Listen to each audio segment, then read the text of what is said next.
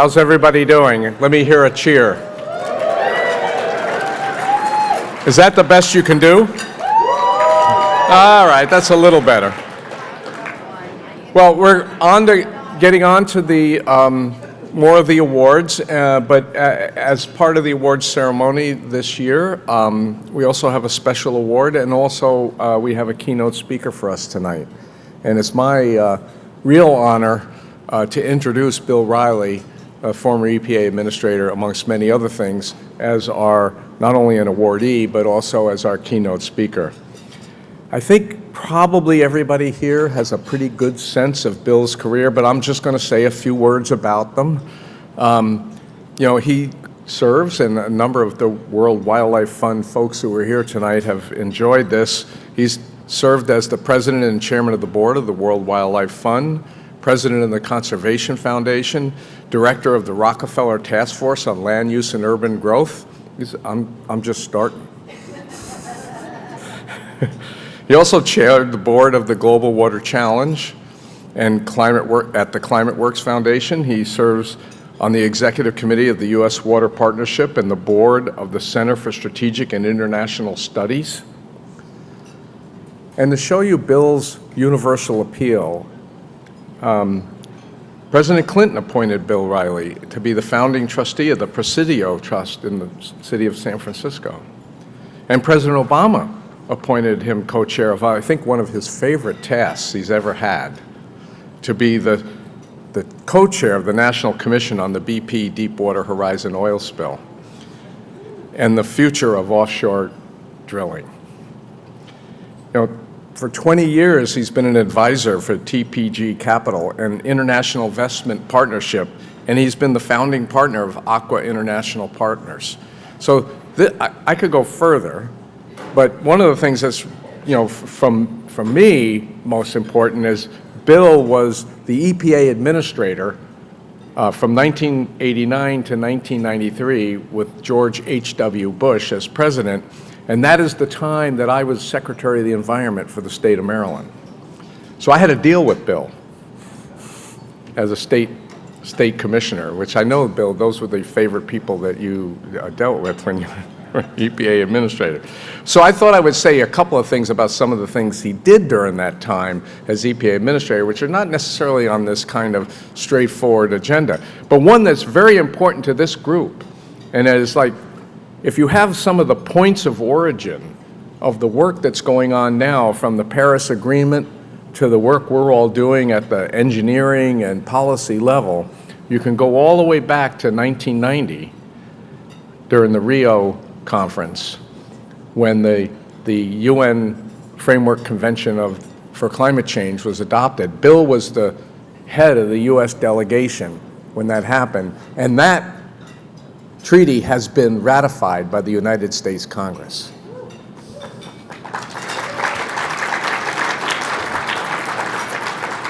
You know, we don't talk about that too much, but that started these things that many of us go to with both love and hate, called COPs, because it's conferences of the parties to that agreement that those COPs are.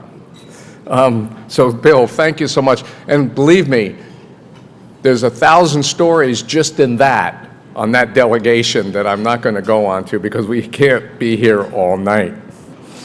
But to have an EPA administrator be the head of an international delegation, I'll just let you contemplate that. The other thing I want to mention about Bill, you know, when I was the Secretary of Environment in the state of Maryland, there's a resource in Maryland that's really near and dear. I know how important and how iconic the Great Lakes are to Michigan. We heard that from some of our presenters yesterday, and the little competition between Canada and Michigan of how many Great Lakes are in those places. And I think maybe even Wisconsin. But in Maryland, there is only one water body that means anything. And I know the Atlantic Ocean isn't out there, but the only water body that means anything in Maryland is the Chesapeake Bay. We have some fans there. Blue crabs, anybody? Blue crabs? Striped bass, rockfish we call them in Maryland. So In 1987, just before I became the Secretary of Environment, although I was at this department then as an assistant secretary, and Bill was not yet the administrator, the three governors, Pennsylvania, Maryland, and Virginia, and also the mayor of the District of Columbia, signed an agreement, a Chesapeake Bay Agreement. And it was the first time ever that those kinds of state-level policymakers at the gubernatorial level sat down and said, we're going to adopt a numeric goal for pollution control on an iconic estuary like the Chesapeake Bay. And they adopted a goal of reducing the emission of the discharges of nitrogen and phosphorus by 40%. And so after the governors did all this hoopla, then Bill becomes the EPA administrator, I become the Secretary of Environment, and we're stuck with trying to figure out how to do that. And so we needed, I know this is a high concept, but we needed some appropriations. And luckily for Bill and I, the person who was the ranking member at that time, she wasn't yet the chairman, but the ranking member of the Senate Appropriations Subcommittee that oversaw EPA's budget was Barbara Mikulski. And Barbara Mikulski was a former city councilwoman when I was a deputy director of planning for the city of Baltimore. And I made sure a few alleys got paved for her in her time. So Bill and I end up on a boat with Barbara Mikulski out in the Chesapeake Bay, and we're talking about the need for appropriations so we can denitrify the sewage treatment plants. And so one thing led to another, and the sewage treatment plants have been denitrified, and the Chesapeake Bay's blue crabs are making a comeback. In the Chesapeake Bay, the striped bass have made a comeback. In the Chesapeake Bay, the bay grasses, which are an indicator of the water quality, have made a comeback. And that's even with all the kinds of rain and the climate impacts that it's currently enduring. So I say this story not so that it's I mean, it is an important story, but it's just one of the many things that Bill Reilly has helped happen in his career that you cannot tell by just reading all the different commissions and board chairs that he's on.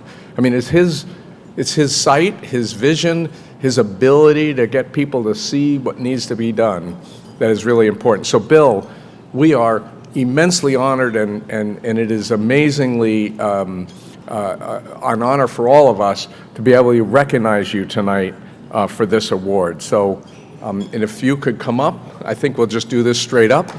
Come on up.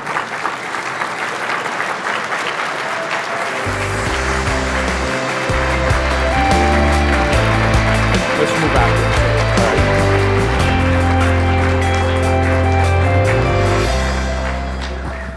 This is a Climate Pioneer Award.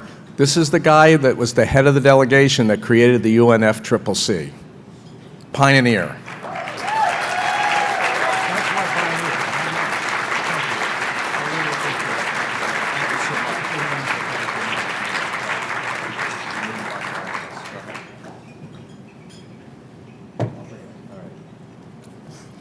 Well, it's especially meaningful to get an award from you, Bob. You're the reason I'm here.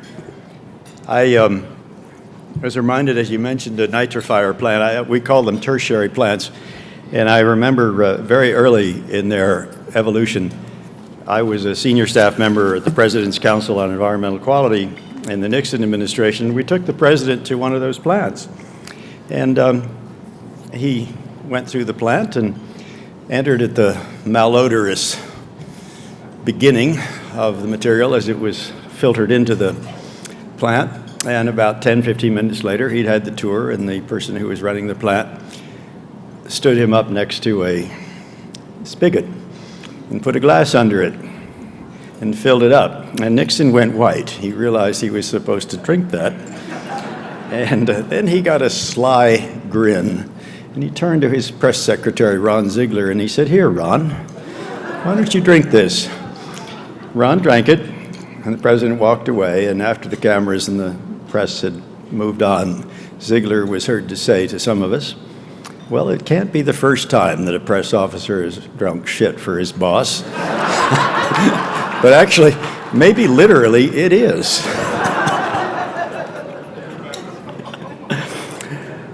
I was very pleased to get the shout out from Governor Schwarzenegger a little while ago. I chaired, or I didn't chair it. I was on a VIP task force for the future of the Sacramento Valley. And we had, as a member of our team, the man who had been the after-action review for Katrina of the National Academy of Engineering. And he had very strong views, and he influenced a lot of the rest of us. And he said basically the kind of catastrophe that will one day befall this area because of rising levels of water, high tide, earthquake, storms, whatever it happens to be, will put Katrina in the shade. So we were galvanized to recommend a series of warnings to future homeowners, and there were something like 900,000 who were expected, half of them already permitted, to build houses in that flood zone. And so we recommended first, tentatively, that every house have a boat in the front yard. Now, the reason for that was that 80% of the people who were saved by their neighbors who had boats in Katrina in New Orleans. Well, the governor's people thought that was a little excessive. So we then proposed that every roof have access so that someone could get out on the roof if necessary, and if that proved. And that actually, I think, stayed in the codes that we recommended. The local government officials were not happy with us. But one thing that everybody accepted was a marker would be put up on every telephone pole to show the height of the last and highest floodplain. But the governor was a pleasure to work with, and I think left a very important legacy for the state of California, most notably the cap and trade program on carbon dioxide control. I'm not sure that the governor has anything to do with this story, but there was a time when the Queen of England received the King of Tonga in Buckingham Palace and gave him a state visit. This had been a protectorate of the United Kingdom. And as they were returning to Buckingham Palace after he had been appropriately honored, they were in a coach pulled by 4 horses, and one of the horses had a moment of explosive flatulence, which filled the cabin of a very unpleasant odor. Nothing was said by the Queen or the King until at the very end of the trip, they dismounted, and the Queen said, "I apologize for the horse." The King, looking surprised, said, I apologize for the odor." And the King then said, "Oh, I had thought it was the horse." Now, what that has to do with everything I'm about to say, I hope you will figure out and tell me. My most intimate confrontation with climate change occurred some months ago when a fire proceeded within a mile of my house in Sonoma, California. And I loaded up our car, my wife and I, and it's interesting what you do when you see a fire approaching your house. And among the things that I had were 40 boxes that the Library of Congress had asked for my papers. And I remember looking at them and locking the barn and thinking, well, I may see you again, or may not. They solve that problem. And it's interesting what you do when you think you may not see your house again. My wife rescued her music. She's a singer. And I went back for lunch. And I couldn't really think of what else to take. But this was the really ugly face of climate change. And we later were evacuated formally by the state and the county, along with 350,000 other people, and had no power for that period. It didn't matter because we weren't allowed to be there for much of it. It's very questionable whether it is a sustainable situation to look forward to that kind of thing happening every year. And yet it's expected that it probably will. the fires and the consequent cleanup of the fires resulted in the generation of more greenhouse gases and carbon dioxide than the whole year's program of cap and trade for the state of California. It completely displaced it. I asked a scientist not long after, do we take into account, as we do the forecast with respect to CO2 buildup and their effects, fires? And I was told, no, it's too hard to predict them. They're too unpredictable, too erratic, too different in their characteristics and effects. But it was a learning experience, and I'm on the board of a company that had one in southern Florida with a call center that received 12 to 14,000 calls a day. And they quietly, about 5 or 6 years ago, moved that call center from southern Florida, where it was subject to 4 or 5 days of interruption a year because of the volatility and frequency of storms. They moved it to Kansas. I grew up in the Middle West. I could have told them about tornadoes in the Middle West, but we all have our own set of issues. That evacuation was a searing experience for me, and I have since been asked to go on the advisory board for PG&E, the electric utility company that serves most of California. Very difficult set of challenges that confront them to try to ensure that it's not annually necessary to shut down power with the likely effect on the kind of company situation and decision I mentioned that simply can't afford it.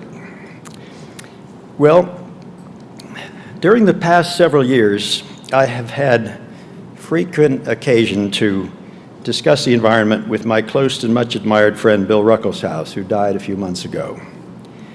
We drafted opinion pieces together. We expressed our concerns for the environment and for what the Trump administration was doing with it.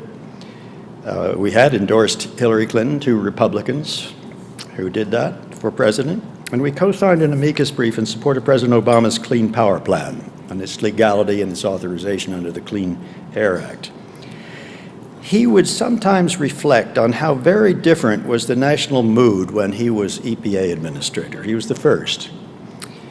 An appearance before Congress, he said, would invariably elicit enthusiastic expressions of support, impatience to clean up the country's air and water, an offer of more money and more resources. I just drool at the idea. The President's Council on Environmental Quality, I was a senior staff member, was empowered by President Nixon to prepare the President's annual environmental legislative program. And we would set forth initiatives on air and water and coastal zone management, land use and waste and historic preservation, and even a tax on sulfur dioxides, which was a precedent for what we later did on the cap and trade for the acid rain program. Senators Jackson and Muskie sponsored a requirement for environmental impact statements, and to their amazements, the courts took them seriously and enjoined development of the Trans-Alaska Pipeline. Actually very upsetting to both who hadn't anticipated that. President Nixon signed the National Environmental Policy Act on New Year's Day, 1970, and proclaimed the next 10 years would be the decade of the environment. And it was. EPA, the Clean Air Act, the Clean Water Act, endangered species, new parks. There was excitement and a new sense of purpose in both political parties and in all 3 branches of government. The news media was acutely attuned to environmental misbehavior, and as the pollster Bob Teeter put it, the environment had entered the DNA of the American people. America's culture had been transformed, and the ensuing years fulfilled the promise of that environmental rally as nature was significantly restored all across America. Move forward to the very hot summer of 1988, a time when countless cities experienced extreme heat waves and consequent air pollution.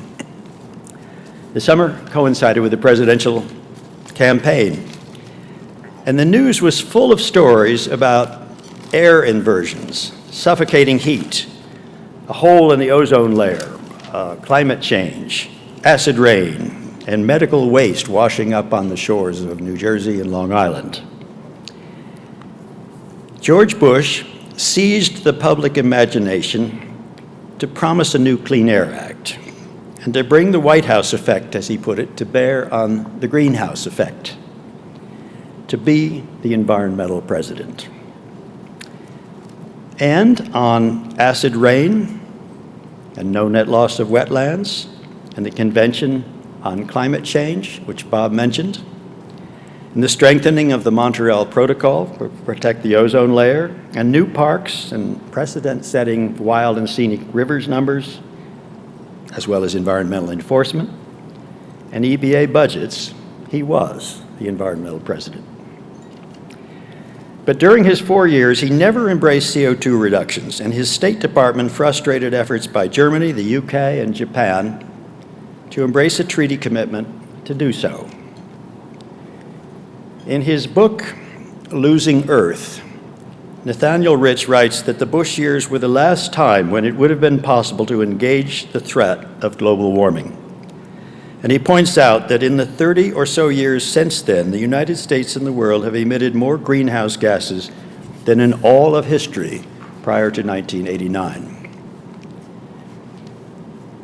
After I read Rich's book, and I gather it's now going to be a movie, I'm very concerned about who's going to play me, by the way.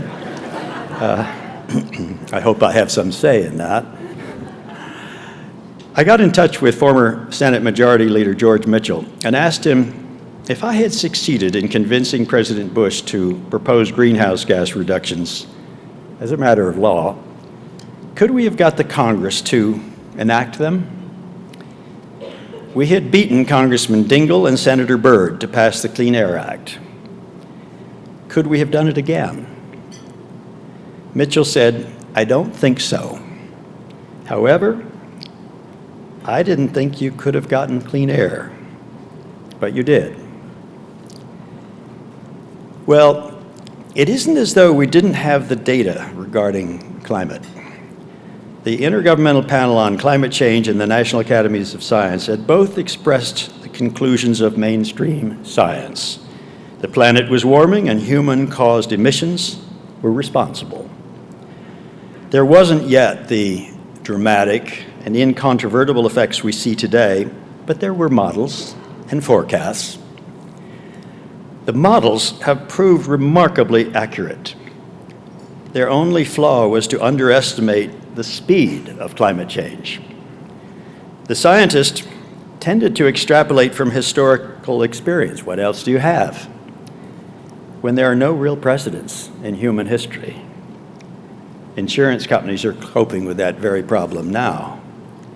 The rate of Antarctic ice melt has tripled from 51 billion tons per year between 92 and 2001 to 199 billion tons per year between 2012 and 2016.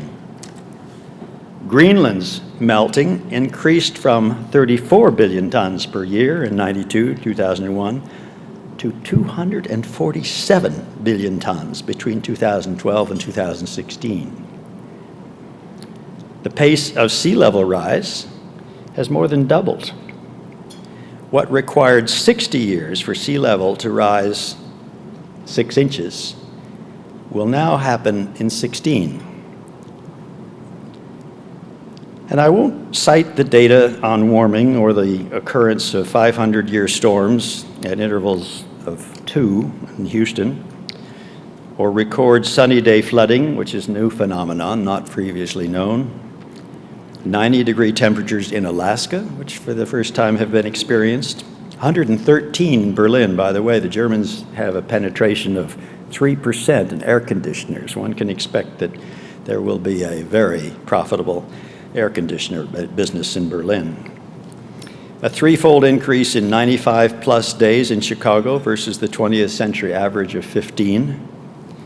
135 degrees in Bangalore, India. Progress in responding to the climate challenge has been significant. Renewables are the fastest growing energy source in America, up 100% since 2000. Solar generation was 11% of U.S. renewables in 2017 and is expected by the Energy Information Agency to be about half of renewables in 2050, with a four-fold increase. Globally, renewables were 24% of worldwide electricity generation in 2017, though a big part of that was hydro. In the United States, wind surpassed hydro in 2019, and a couple of years before that, utility-grade solar surpassed solar on people's houses. And yet the big picture forecast by EIA is that U.S. CO2 emissions will remain about the same through 2050, decreasing significantly only in transportation, presumably as we electrify autos and trucks. Reference business as usual case is for a 9% increase. Worldwide fossil fuels contribute about 77% of aggregate worldwide energy, and that's down from about 83% just a few years ago. Directionally correct, as we used to say at EPA when we weren't entirely satisfied with the results, but nothing to brag about. A full 84% of oil and gas reserves cannot now be consumed in a 2-degree centigrade world. Pope Francis assembled CEOs of the major oil companies at a conference at the Vatican last year and said civilization requires energy, but energy can destroy civilization. And he admonished the companies to stop adding to reserves, something that's very difficult, particularly for a publicly listed oil company to do alone. Domestically, one of the most promising initiatives is We're Still In, something that World Wildlife Fund had an important part in conceiving. And you probably know it better than I do, but it is a situation in which voluntary pledges backed up by specific CO2 reduction commitments have been made by 3,800 mayors and heads of business that total, in terms of all percentage of reductions for the country, about 25%, which is a very high percentage, not quite equal to what President Obama committed in Paris, but close. In Paris, you will remember, nations announced their nationally determined emission reductions. Germany, historically the greenest of the great nations, has missed its 40% reduction, but announced it will set a new goal, 50% by 2030. Last month, Germans were bulldozing a church for a lignite mine. They intend to continue their reliance on coal through 2038. This is something that particularly astonishes me because I was taken by President Bush, the first environment minister ever included at a G7 meeting in Paris in June of 1989. And as we were walking, the heads of government and myself, through the bowels of the Louvre where President Mitterrand received us, the Chancellor of Germany, Helmut Kohl, said to the President, "How do I follow up on the environmental commitments we've made here?" And President Bush said, "See Reilly." And the Chancellor turned to me and said, "Ich brauche Ihre Karte." And I had lived in Germany for a little more than a year, and what he was saying translated as, "I need your card." And as momentarily I reached for my business card, it occurred to me, I don't think the Chancellor of Germany is really asking for the EPA administrator's business card. It turned out, I later learned from our ambassador in Germany, in Rhenish, that meant, "I need your help." So I was sent by President Bush to meet with him. And I will never forget, I had longer with him alone than any American had had, according to Vernon Walters, the ambassador then, at the conclusion of which the Chancellor looked at me and said, "On your country and mine rests the responsibility and whatever hope we have of averting a planetary catastrophe. And on your shoulders, Mr. Reilly, rests the responsibility to bring your president to understand the significance of this issue." So I've spent 2 visits in Germany in the last year, making the case that the Paris Agreement is not a self-executing treaty. It requires leadership. It requires a nation state to coerce and to inform and to finance and to remind other countries of its importance. The United States played that role in effecting the Montreal Protocol to protect the ozone layer. But what I was told by the people that I met with in Germany is that it is not their time. They are hemorrhaging members of their mainstream political parties. They're losing their chancellor. They're terrified of the AfD. And Germans have lost confidence in elites, and they include scientists in elites. And as one minister said to me, it's not our time. It seemed a lot like the United States. Well, moving on, Japan is currently building at least 5 new coal-fired power plants to replace the nuclear plants they have shut down since Fukushima. And I can recall their Minister of International Trade and Industry saying to me, Japan will follow the United States on climate, but frankly speaking, you need to be more forward-leaning. China, a proud sponsor and partner with the United States in Paris, is financing 45 new coal-fired power plants in Pakistan alone as part of the Belt and Road Initiative. So nations are missing the numbers they themselves selected just a few years ago. The world will not come to achieve the 7.6% reduction in emissions over each of the next 10 years that the United Nations Environment Program has said that it must do if we're to achieve a 2% centigrade future.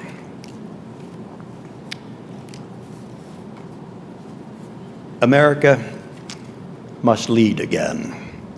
It can't be Britain, which is preoccupied with Brexit. When I was in Germany, rioters were in the streets. In France, Germany was divided and unconfident, as I described, and China has made clear it has other priorities. America must lead. We are the default leader, and I hope that we will. The challenge facing this generation is to identify and demonstrate the interventions that promise game-changing breakthroughs, because that is what we will require. I will cite just 3. These are in addition to the electrification of cars and trucks, the continued installation of wind and solar, the high-efficiency adaptations of cities and buildings, which Mayor Daley in Chicago and Mayor Bloomberg in New York have initiated, and best practice standards in business sectors, all those we should do tomorrow. No, today. First, carbon extraction from the air. The National Academy of Sciences first proposed a major research project in 2018, and former Energy Secretary Ernie Moniz has set out an agenda to involve 10 federal agencies and $11 billion to start it. The intention is to demonstrate a cost-effective way to extract carbon dioxide from the air, negative emissions, in the range of several gigatons of CO2, in thousands of plants on the scale of the global oil industry. Each of these plants, and there would have to be thousands of them, would require a great deal of energy, and only small nuclear power plants are likely capable of providing such a volume of concentrated carbon dioxide-free energy. As Moniz says, this is not for the faint of heart. Energy Futures Initiative, Clearing the Air is the report. You can look it up.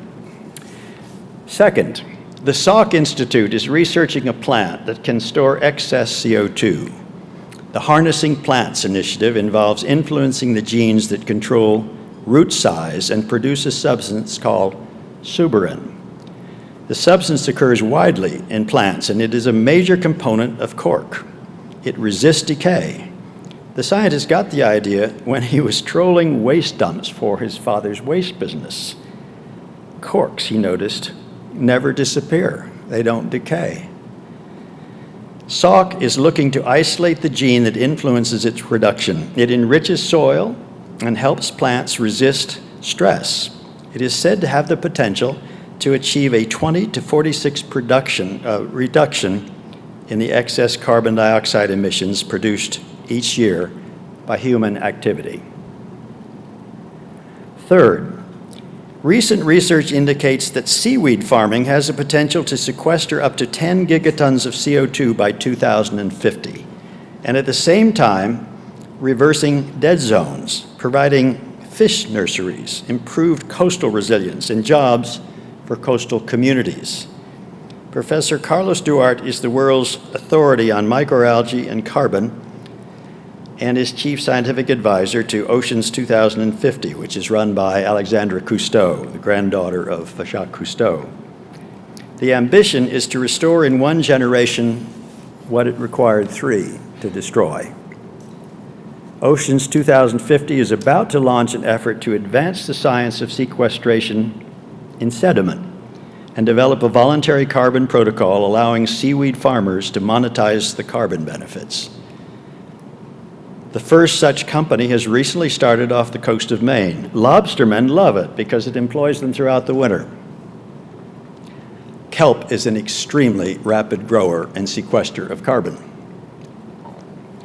Now, the initiatives I have just described are highly ambitious ventures by serious people.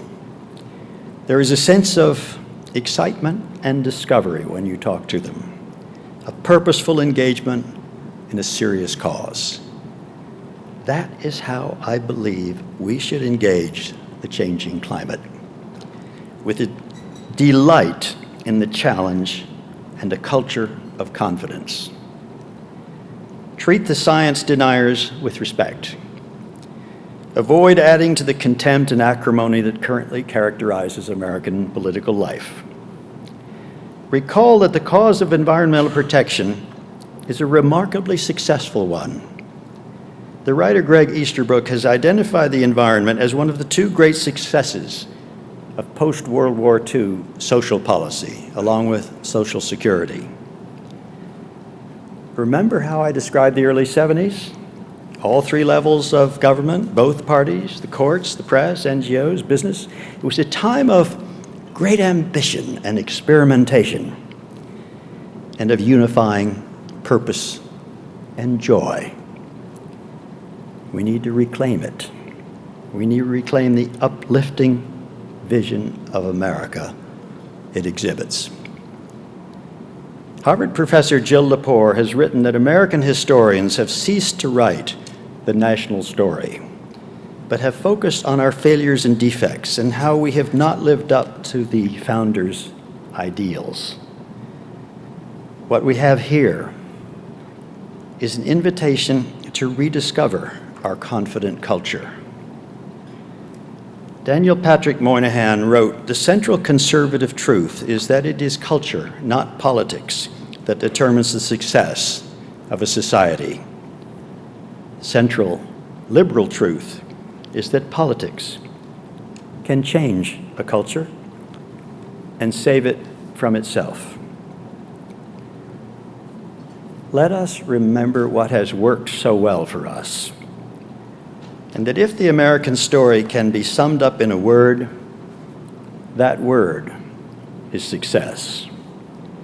Success is the American national story, and the environment is central to it. Thank you.